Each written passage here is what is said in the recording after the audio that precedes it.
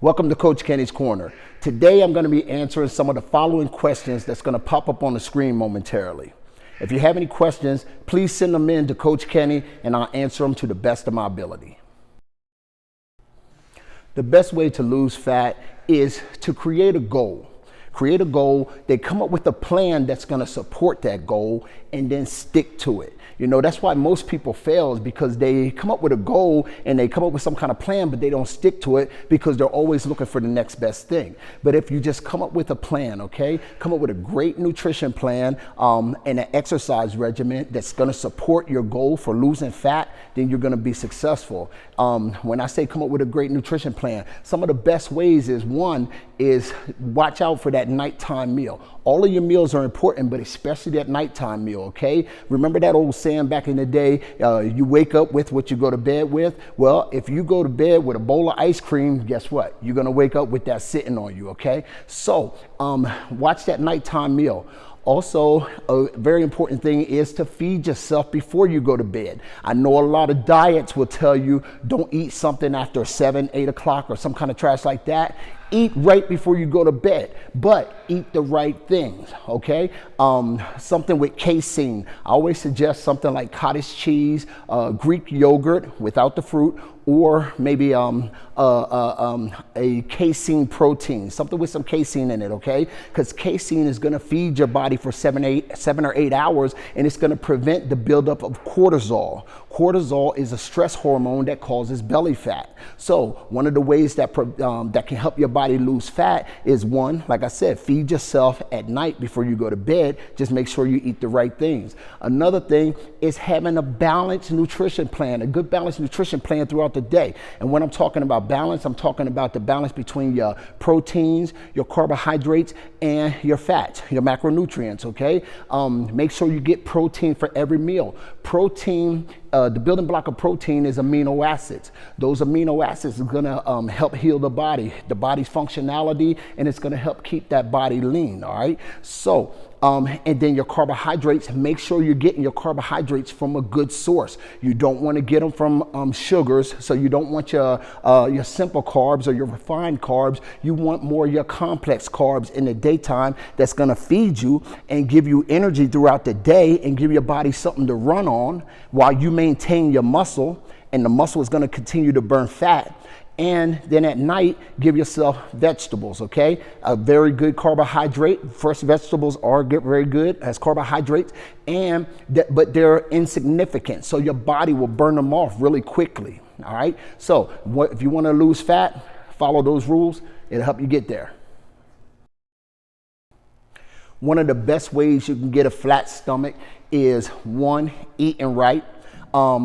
And then following a good exercise regimen. You know, everybody is a little bit different. We all have our genetics, okay? So we have to fight that battle too. Women, you have different body shapes. Men, we have different body types, okay? But I also believe that women's body shapes also have a type to it too. So you need to figure out the body shape that you have, the body type that you have or whatever, and then come up with a plan that supports that to help you lose that belly fat. But some of the best ways is just eating right, okay? Find a good nutrition plan, nutrition plan that's going to support your goal for losing that belly fat, and then following it.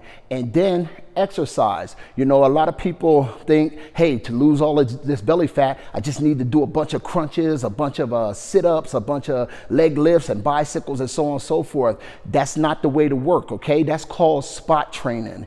The way you lose fat on the body is working those bigger muscles, okay? The more muscle you have on your body, the more efficient your body is at burning calories. So you need to work those bigger muscles, okay? So those quads, those glutes, those hamstrings, you know, the chest, the back, all of those big muscles, so you continue to burn fat, okay? That's gonna burn the most fat. Like I said, the more muscle you have on your body, the more efficient your body is at burning calories. So you need to put muscle on that body.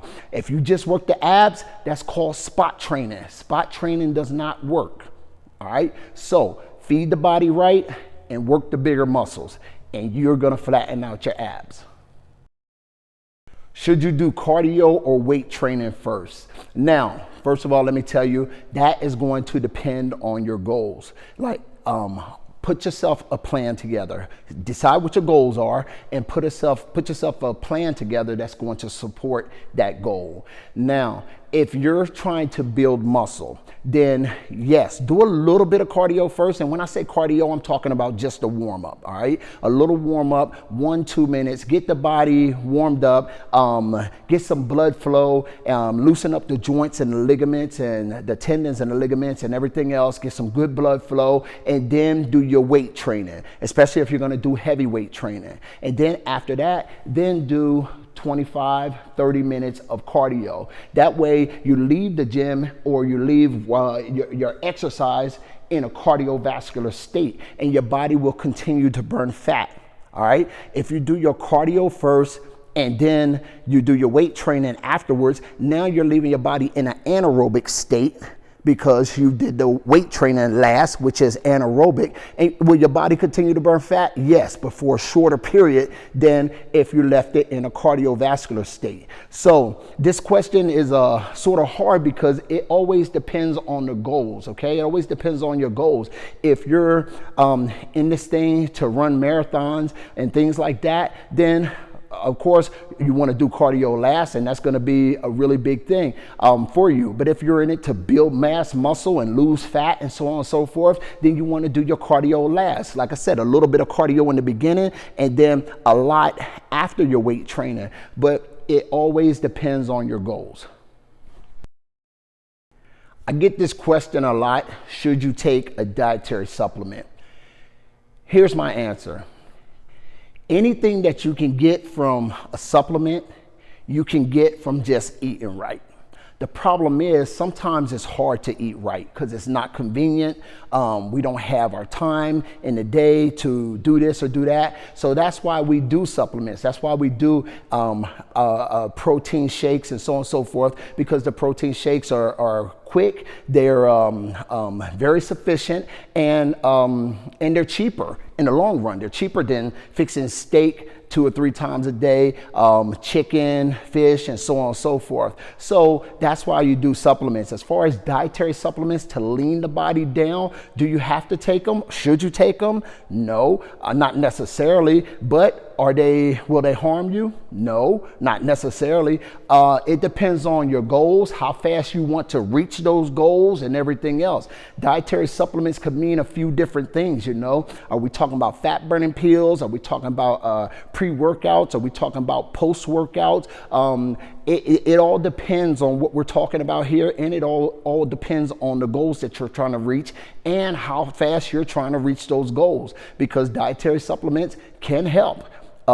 They can help quite a bit. Like I said, they're more convenient and readily accessible. They're right there for you, and and if you put a schedule to it, boom, they work really well. So should you take a dietary supplement? Again, if you eat the right things, then you do not need to take a dietary supplement. This is a loaded question. What is your target heart rate? That depends on who you are. I don't know who I'm talking to right here. I'm just talking to everybody in general, okay? So if you're trying to lose fat, versus working your max VO2 to get a good cardiovascular system, then your target heart rates are going to be different, okay?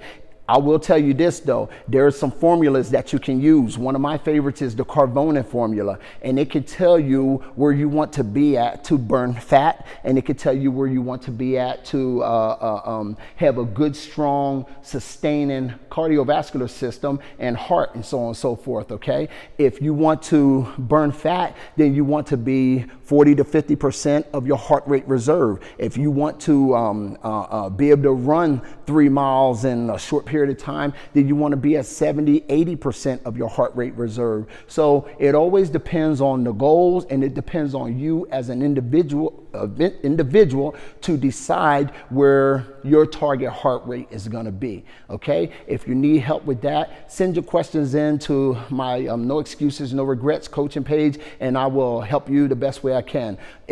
Or like I said, look up the Carbonin formulas, decide on your goals, whether you want to lose fat or so on and so forth, and then put together your plan from there. Okay. The biggest difference between machine weights and free weights is the utilization of the stabilizer muscles. Okay, machine weights do not give you the opportunity to use the stabilizers, because most machine weights are stabilized for you already. All you have to do is get on and you pull or you push or something, you know. But free weights, you have to not only pull, push, and everything else, but you have to stabilize it so it's not going all over the place. Okay, so you get more muscle utilization. So the body is going to work harder with the free weights, and you're going to create more calorie burn and more muscle effectiveness with the free weights. Now, I'm not saying that machine weights are bad. I like to use machine weights at the end of my workouts, you know, for that muscle stabilization. Once I'm so fatigued and everything, and I just want to kill that muscle and burn it out to the last little bit, then that's when I'll use the machine weights. But I love to start off with my free weights so I can get more muscle utilization, really burn that muscle out, and then go to the stabilization. Go to a stabilization machine.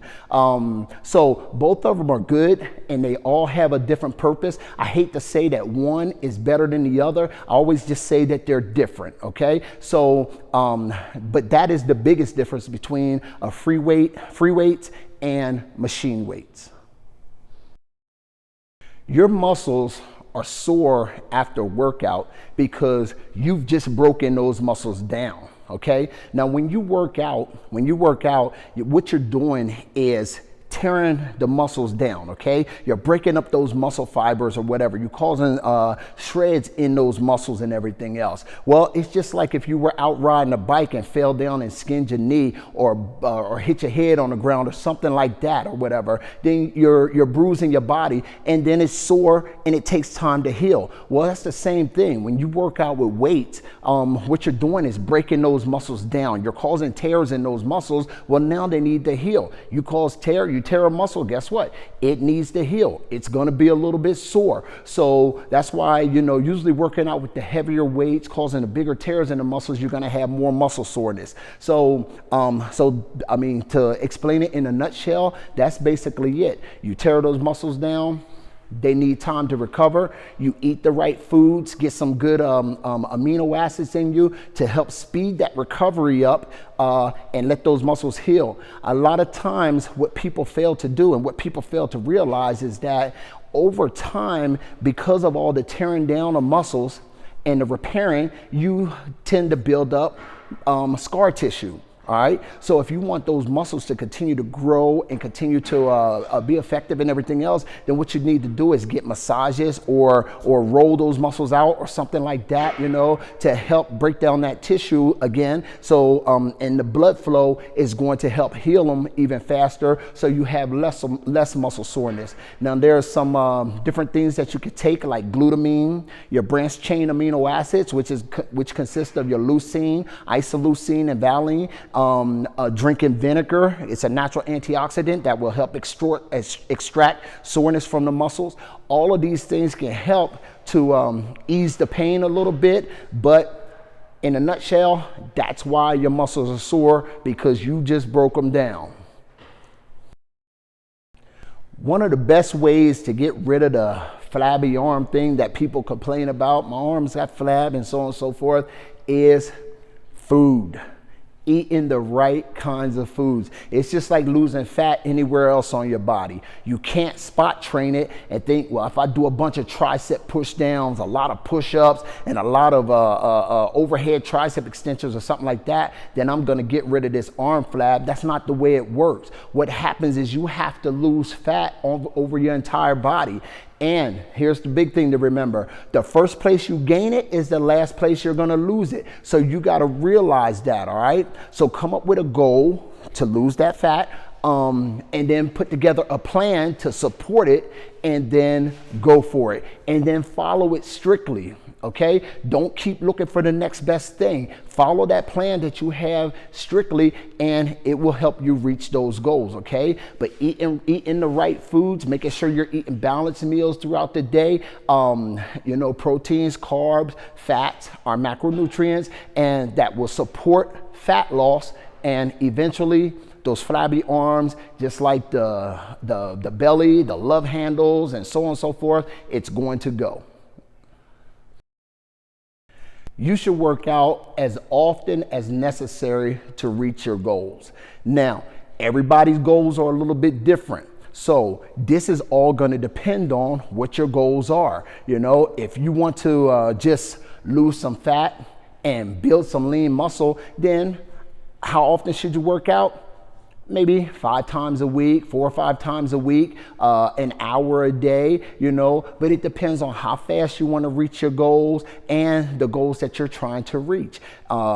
If you're a marathon runner, then you probably need to work out longer, because you're really trying to build up your endurance, and you probably need to work out more often as far as with running and so on and so forth. But like I said, if you're just in in the gym or wherever trying to build up some muscle and burn some fat, then 4 or 5 days a week, about an hour a day, and it'll help you get where you need to go. But remember, the goals of the individual is going to decide what you need to do as far as how often you should work out, how you should eat, so on and so forth.